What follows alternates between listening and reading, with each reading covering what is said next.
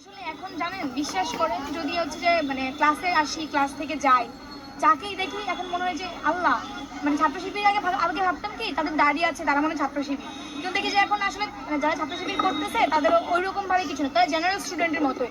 এখন যে কাউকে দেখতেছে মনে হচ্ছে তারা ছাত্র মানে শিবির, মানে মানুষ মাত্রই শিবির এরকম আসলে মনে হচ্ছে যে যে দেখলেই মনে হচ্ছে ওরা শিবির এরকম টাইপ। যে আমি আমার ফ্রেন্ড ক্লাস শেষ করে বের হচ্ছি, দেখে ভাবতেছি যে ও শিবির না তো।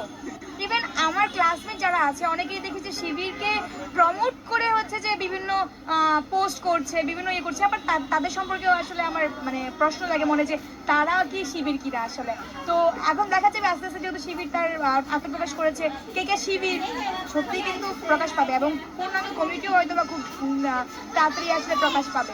কিন্তু দেখি যে এখন আসলে যারা ছাত্র শিবির করতেছে তাদের ওই রকম ভাবে কিছু না, তারা জেনারেল স্টুডেন্টের মতোই স্বতঃস্ফূর্তভাবে কাজ করেছে। তখন কিন্তু তারা নিজেরা পরিচয় দেয় না যে আমরা হচ্ছে যে শিবিরের আমরা আপনাদের ইয়ে করতেছি ওরকম কিছু। আসলে বাংলাদেশ যেহেতু গণতান্ত্রিক দেশ, তো সেখানে আসলে রাজনীতি করার অধিকার প্রত্যেকটা মানুষের আছে। প্রত্যেকটা মানুষের নিজ নিজ জায়গায় তার মতাদর্শ থাকবে। আমি একজন নিরপেক্ষ মানুষ, আমি কখনো আগে কোনো সংগঠন করিনি এবং কোনো রাজনৈতিক দলের সাথে আমি সম্পৃক্ত নই। তবে যেহেতু গণতান্ত্রিক রাষ্ট্রে আমি বাস করি, কারোর মতাদর্শ, কারোর আদর্শকে আমি কখনোই হচ্ছে যে নেতিবাচকভাবে দেখবো না।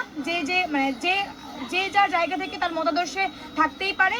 সেই জন্য এখন তারা আসলে আত্মগোপনে ছিল, মানে তারা নিজেকে প্রকাশ করেছে। তারা হয়তো 16 বছর 17 বছর নিজেদেরকে প্রকাশ করার জায়গাটি পায়নি, তাদেরকে খোলসের আবরণ থেকে মুক্ত করার সুযোগ হয়নি, এখন তারা পেয়েছে। কিন্তু আমরা কখনোই বারবার বলেছি, 9 দফা দাবির মধ্যেও ছিল, এখনো বারবার বলছি যে দলীয় লেজুর ভিত্তিক যে ছাত্র রাজনীতি ছিল সেটি আমাদের ক্যাম্পাসে কখনোই ফিরবে না। সেটি যদি কখনো আবার ফিরে, সেটা নিয়ে আসলে আমরা সবসময় সোচ্চার থাকবো। আমরা চাই ডাকসু ভিত্তিক যেই ছাত্র রাজনীতি আছে সেটি থাকবে এবং সুষ্ঠু রাজনীতি থাকবে ক্যাম্পাস। না, এখনো পর্যন্ত আমার চোখে পড়েনি যে ওরা কোনো কাজ করেছে সেটা দৃষ্টিকটু বা খারাপ। তো আমরা আসলে দেখেছি যে বৈষম্যবিরোধী ছাত্র আন্দোলনের ব্যানারে তারা কাজ করে খুবই স্বতঃস্ফূর্তভাবে কাজ করেছে। তখন কিন্তু তারা নিজেরা পরিচয় দেয় না যে আমরা হচ্ছে যে শিবিরের আমরা আপনাদের ইয়ে করতেছি ওরকম কিছু। তো আমরা তাদের সবগুলো কাজই এখনো পর্যন্ত ইতিবাচক দেখেছি, ক্যাম্পাস ভিত্তিক যে কাজগুলো। এবং আমি আজকে একটি পোস্ট দেখেছি ডিউ ইনসাইডার পেজে, যে হচ্ছে যে ছাত্র শিবিরের যে সভাপতি আছে সাদিক ভাইয়া, উনি দেখলাম যে অনেক আগে থেকে স্টুডেন্টদেরকে তার টিউশনি টাকা পয়সা দিয়ে হচ্ছে সাহায্য করেছে, অনেক কিছু করেছে যেগুলো খুবই ইতিবাচক ছিল। হয়তো তিনি তার নিজেকে রিভিল করেনি, কিছু করেনি, সাধারণ শিক্ষার্থী হিসেবেই ছিল। এখন যেহেতু উনি রিভিল করেছে, আশা করি যে উনি ওনার কার্যক্রমগুলো খুব ভালোভাবে চালাবে এবং ছাত্রদের পক্ষেই থাকবে, ছাত্রদের হয়ে কাজ করবে, কোনো অত্যাচার নিপীড়ন ওরা করবে না। না, এই মতে আমরা ইতিমধ্যে আমরা দেখেছি যে জিনিসগুলো ভাইরাল হয়েছে কি, ওই যে ছাত্র শিবিরের যেই সম্পাদক, সাধারণ সম্পাদক, উনি কিন্তু ছাত্রলীগের সাথে বেশ কয়েকটি ছবি ভাইরাল হয়েছে। কিন্তু উনি কিন্তু আপনারা যদি বিভিন্ন নিউজ দেখেন, উনি কিন্তু নিজে সেই জায়গাটা পরিষ্কার করেছেন যে উনি ছাত্রলীগের কোনো পোস্টেড ছিল না।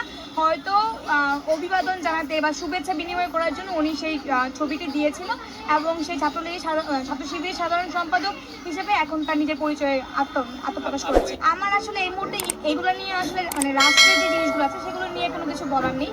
কারণ কি বলবো, যে যেহেতু ওরা রাষ্ট্রের বড় বড় দায়িত্বে আছে, কোনটা আমাদের জন্য উপকার কোনটা আমাদের জন্য অপকার সেটা আসলে ওরা খুব ভালো করেই বুঝে। তো সেই জন্য হয়তো রপ্তানির উদ্দেশ্যে ভারতকে হচ্ছে ইলিশ দিয়েছে। তো আমি এটাকে বাজেভাবে দেখবো না, যেহেতু বাংলাদেশের চারপাশে হচ্ছে আমাদের ভারত।